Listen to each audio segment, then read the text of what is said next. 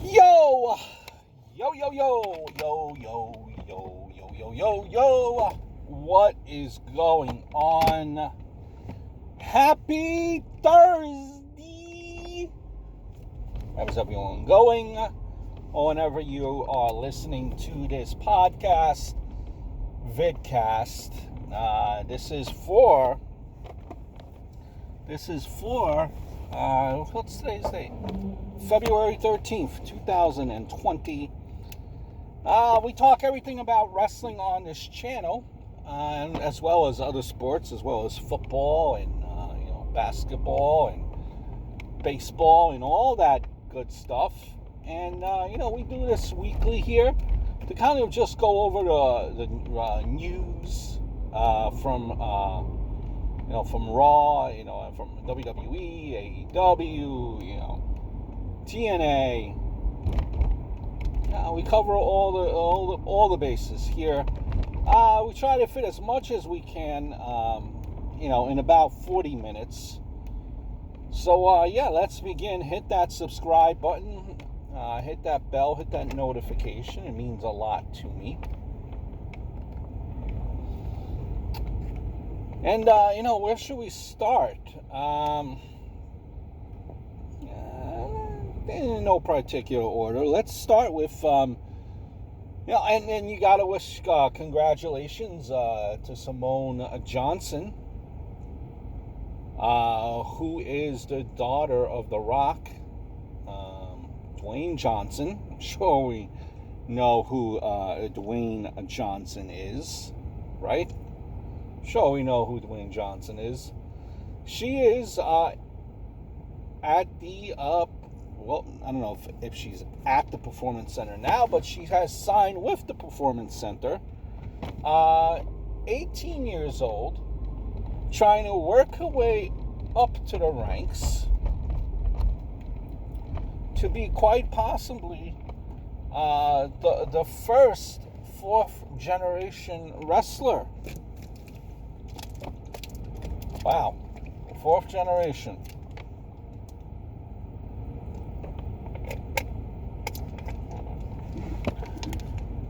Now,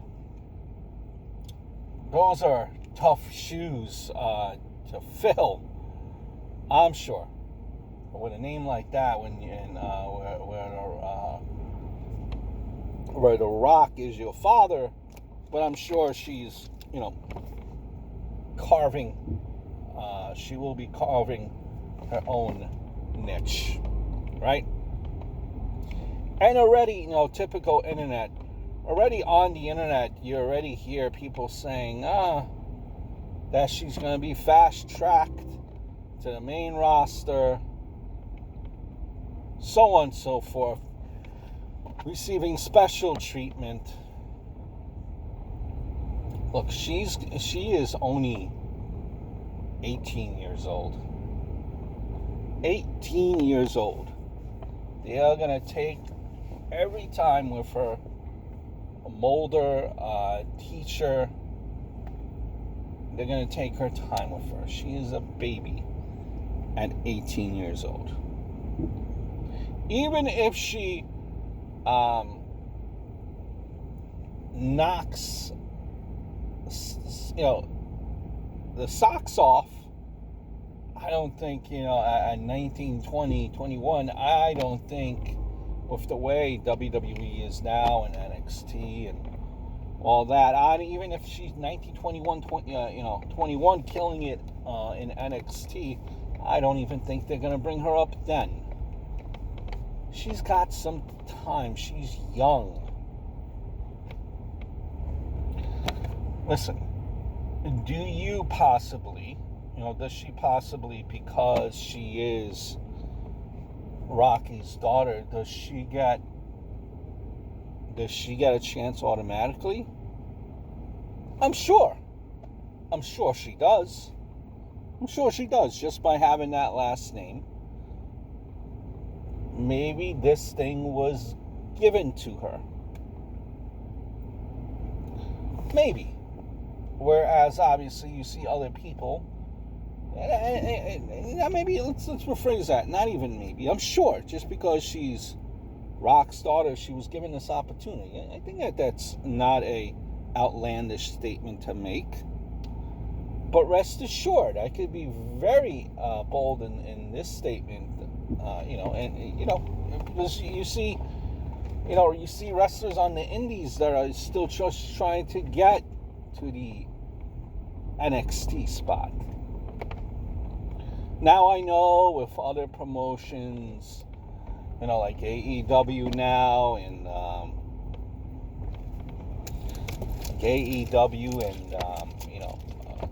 TNA and MLW, more and more wrestlers on these shoot interviews are saying, that WWE isn't necessarily not where they want to go, not their dream, that they could care less. For the most part, I think that's a lie when people say this, when wrestlers say this. This is like WWE is something that you watched as a kid, right? So of course, I think someone that tells you it's not a dream job, I think is just pulling your leg. Anyway, so of course the name Johnson is going to get you an in,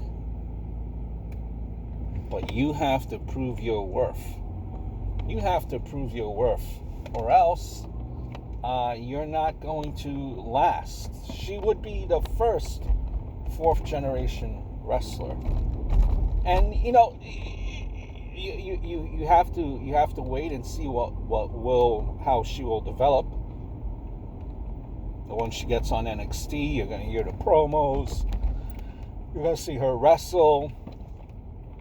And, just because you're the child of a famous wrestler does not, that same charisma necessarily does not always translate. It's not a given. Mr. Perfect, Eddie Guerrero,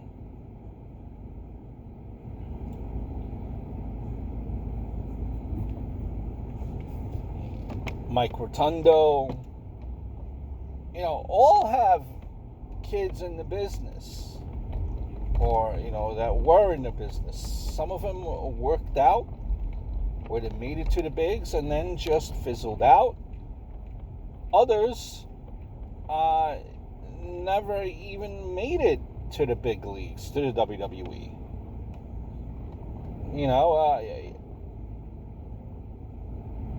Ted DiBiase's kid. Ted DiBiase Jr. was in, the WWE for a period of time. Was he anything like his father? No, definitely not. Had a nice little career. Retired, left young, but was he anything like his father? No. Those are hard shoes to fill. So I don't, Charlotte Flair now, impressive. Is she like Ric Flair? No. Cody Rhodes, with what he's doing with AEW, and how he's progressed since leaving WWE. Is he like Dusty Rhodes? Not yet, but you could say that maybe he's getting there. So, that just goes to show that our favorites growing up, and expecting the same from their kids is not necessarily always a given. So, Simone Johnson, she's going to have the best of trainers. You're going to have advice from The Rock, her father. Let it all pan out to see how it unfolds. Before the internet already, it's giving its 2 cents worth, and it's already crapping on this whole thing.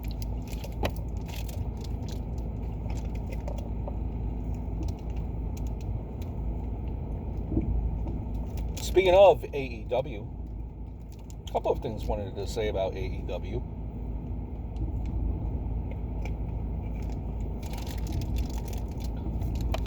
Collective Nightmare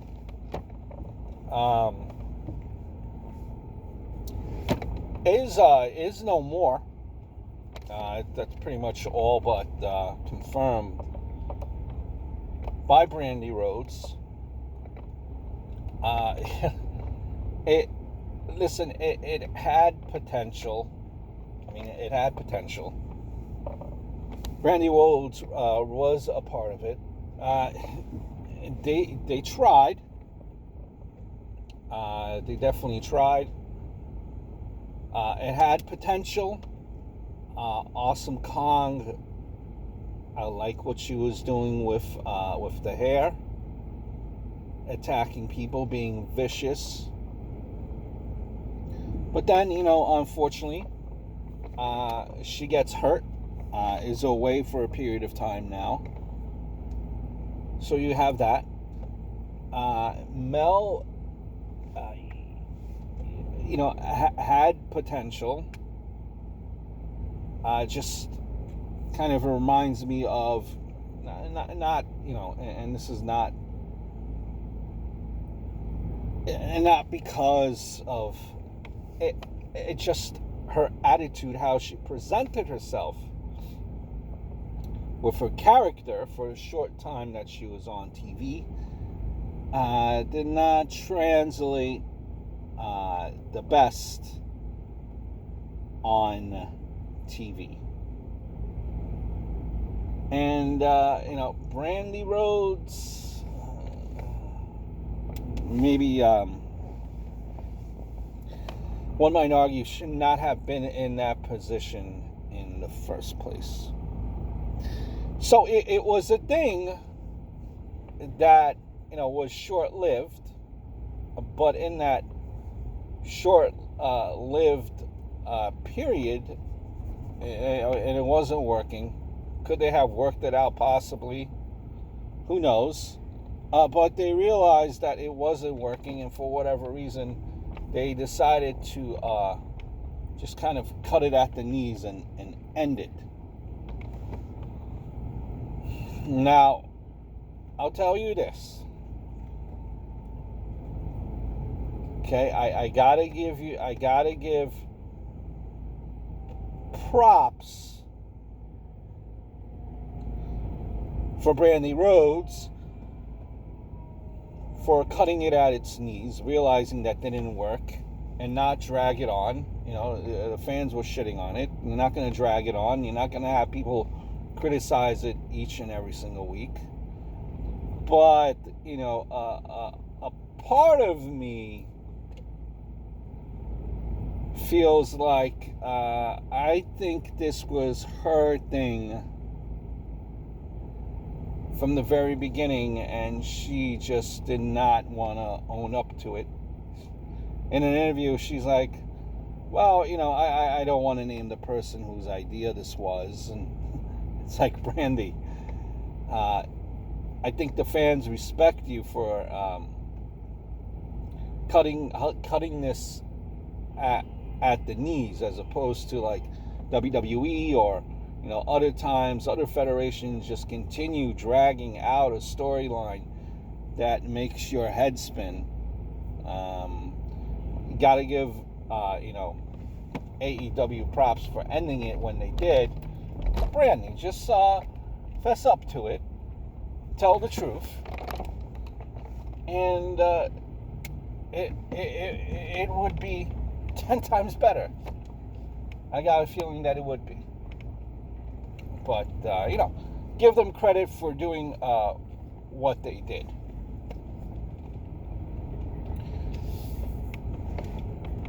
Also, so that, they are listening to the fans, in that regard, is AEW. Also, I didn't, this is going back to this past AEW episode, so just kind of quickly going over a few points there from AEW and Dynamite. There was an episode, there was a point in the program where Dustin is calling out Jake Hagar. And, he's throwing out insults at Jake Hagar. Right? And I get it when you throw out insults. I get why they're thrown out. Okay, he's calling out Jake Hagar. But you have to be careful the way you phrase certain insults. Because sometimes, just by saying a certain insult, it could automatically, in a split of a second, make that said wrestler lose all its credibility in a blink of an eye. He says Jake Hagar, is Chris Jericho's bitch. One might argue with that. Okay, well, he's constantly, behind Chris Jericho, never fighting. All right, so you could go with that. But then he says that Jake Hagar has a failing MMA career. Remember, Jake Hagar is called the Big Hurt.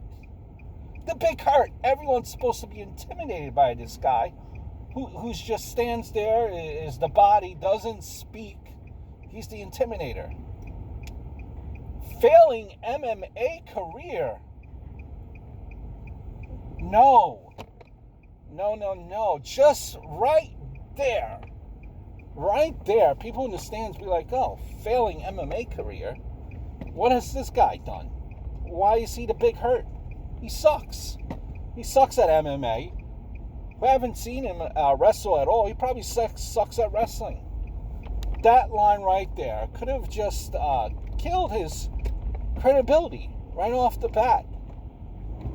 And if you think I'm nitpicking, JR on commentary, even right after that line is thrown by Dustin, he goes, no, Jake Hagar does not have a failing MMA career. He's undefeated. So and I get it that promo that Dustin did was probably, didn't sound scripted at all. Right off the top of his head, a couple of points that he wanted to say. He could have called Jake Hagar's hair goofy, something else. But that's why it's like, you gotta think about it, and you gotta,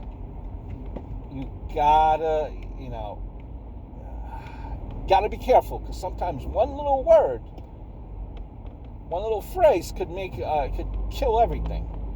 Sometimes, though, on the opposite side of it, sometimes that one word, that one phrase makes the whole difference in the world. So, it's like you're living by the sword there.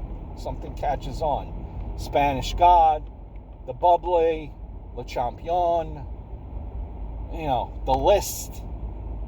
So you gotta be careful of these, words or phrases, these one-liners. Gotta be careful when you deliver it. Just, my 2 cents on it. Going back to AEW last week, not this week, but the week prior, where apparently an audible was called, and in that MJF Cody, when MJF was giving Cody the lashes on the back, and then the segment was done after the lashes. It's a low blow by MJF, hightails it into the stands, into the stands, and that's when an audible was called, apparently, where he did not even but MJF didn't even know that this was happening. If you caught it, they're all the way on top there. He's on top, standing, and then he's attacked by someone. Well, that person was Frankie Kazarian. In a disguise, he pretended to be, I guess, a fan. And and I appreciate the effort, thinking on the fly, trying to maybe get even more heat on the whole MJF segment there. But like you could tell, like MJF didn't even know who it was, because he kind of just threw the guy on the side. That way he wasn't even on the camera, so they weren't even he wasn't even fighting the guy or punching him on the camera. It was almost like off camera, and the camera guy didn't even expect it. He didn't come out exactly the way as planned, but I appreciate the effort.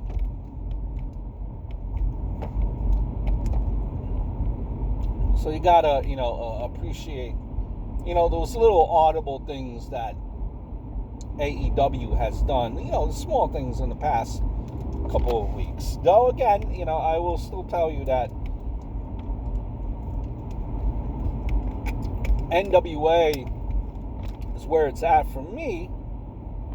But again, this past week's episode of AEW was not bad at all. Pretty good, actually. Wanted also to, just speaking about MJF, right, in this past week's AEW Dynamite. You have Brandi Rhodes, on commentary. And she's commentating during the MJF match against Jungle Boy. Meanwhile, MJF just completely destroyed your husband the week before with the lashes and the whips. And for someone, your husband is out there with welts on your back. Can you have a little bit more emotion calling this match? A little bit more emotion, a little bit more anger. Well, to me, it was like, there's MJF, and I knew he always has to cheat. And what else do you expect from MJF? He stinks. Come on, a little bit more emotion if I'm supposed to go with this, and and get the vibe that this guy is so hated. A little more emotion, please.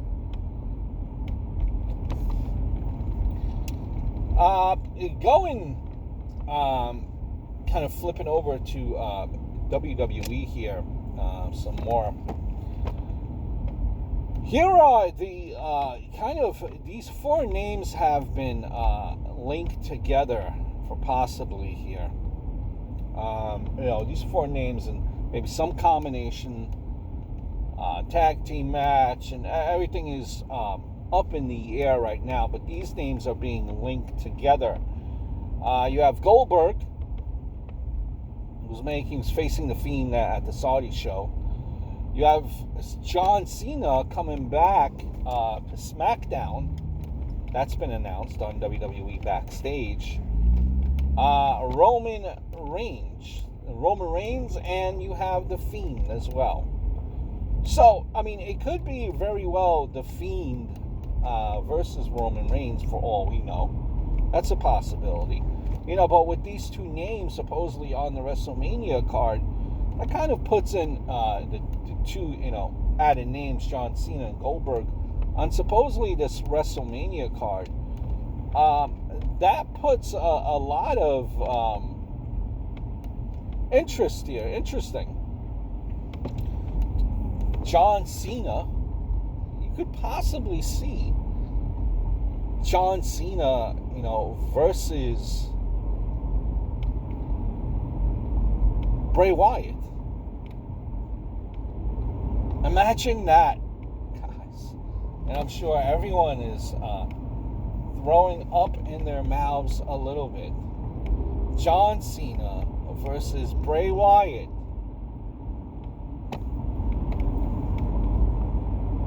Going to make history, all-time record. 17-time world's champion. 17-time. Ric Flair record. What? Well, you know what Ric Flair says, 16-time. How about 17-time champ John Cena? Or what if Goldberg beats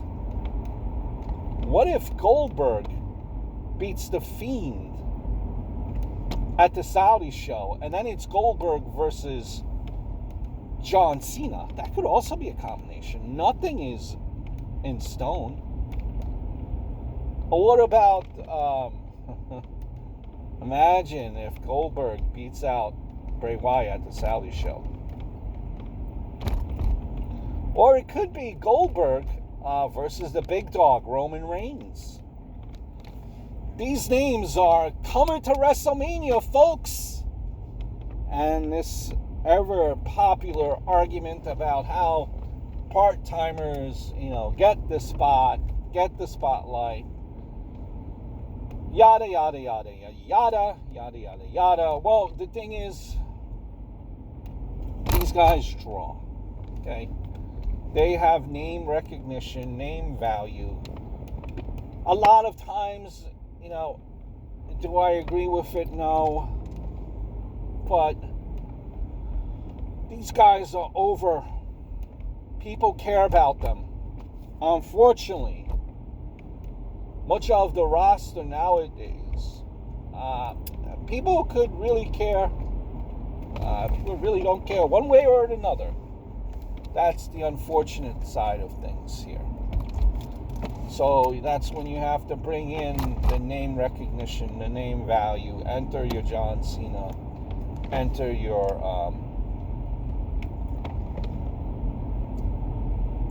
Goldberg. Triple H recently, on a conference call, was asked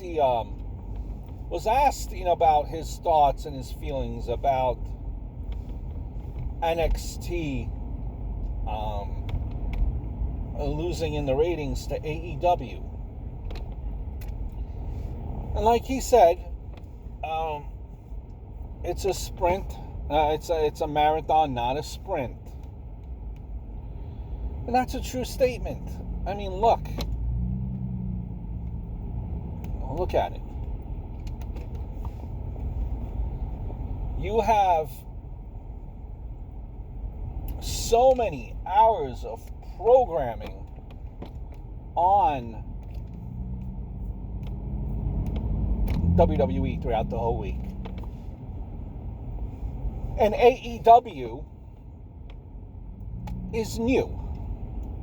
Right? New. You have and he said that Triple H, that he has to work on the younger demo to get them to watch NXT. And you have, what it is you have your loyal WWE brand, whatever they put out, fans that will always stick to watching WWE.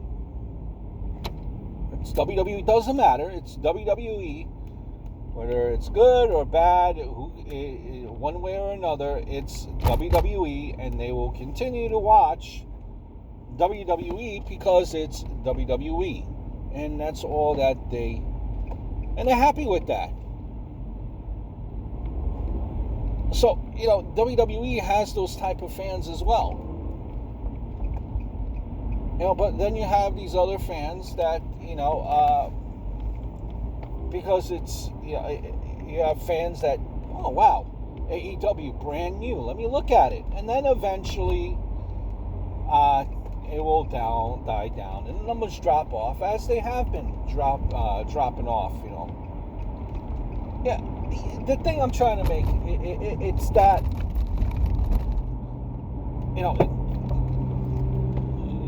there is no, wrestling boom. It's still the same audiences, this people. It's not like any new fans have come to the table. And people and fans will continue to switch back and forth.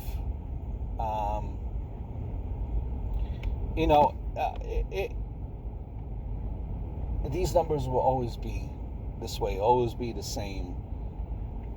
It won't be that much of a difference. AEW, I don't see them going with a clear lead in front. It will even off, and the numbers, I think, will be even more closer. The bigger thing that you have to do, and remember that WWE has been successful, and they have been around for a very long time.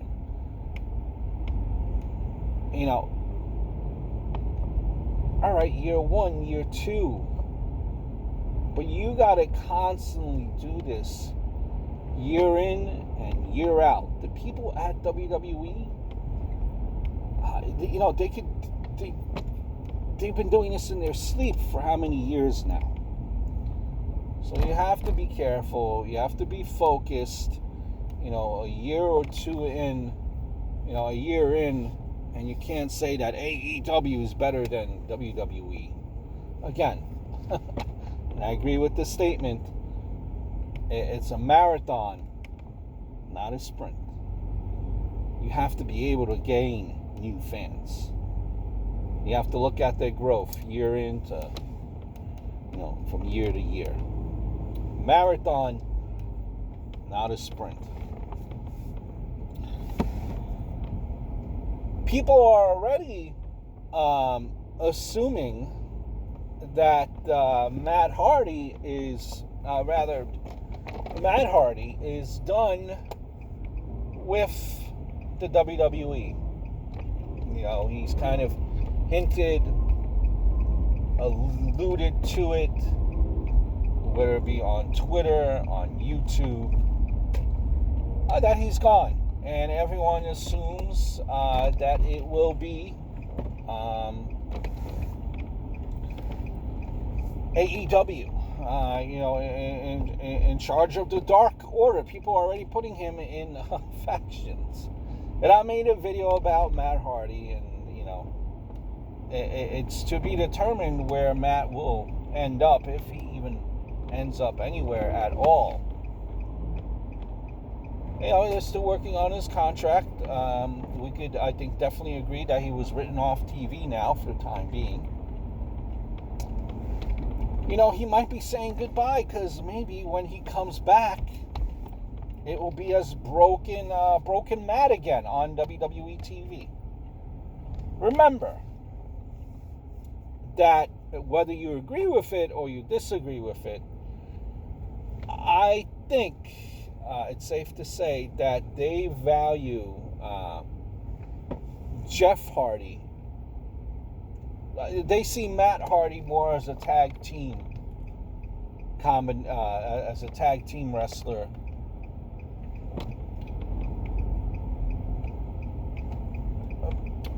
Matt, let's just say this. They feel that Matt needs Jeff Hardy. Remember, Jeff Hardy is coming back from injury. Word is that he's in the Performance Center now. So, can you possibly see a rebirth of the Hardy Boys, repackaged Hardy Boys? Broken Matt, a broken Jeff, Brother Nero? Can you see that happening? Is he going goodbye? Is Matt Hardy bye-bye? But Broken Matt is back. Brother Nero.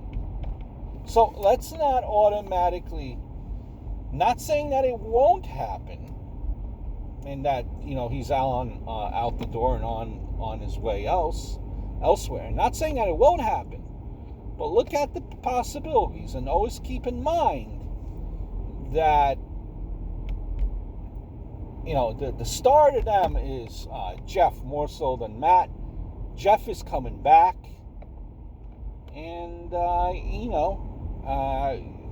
back as a tag team. Could make some noise, or you could see them in singles, but having each other to play off of. Possible. Very well possible. So let's not, write the ending to the story without the story even finishing.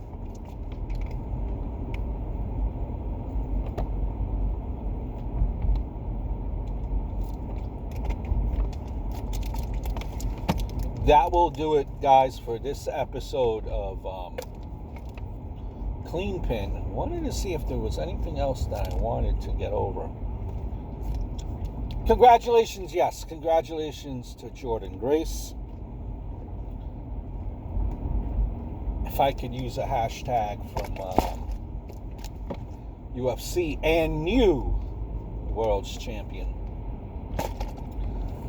The one thing, and that with Impact, I just wish they did not have to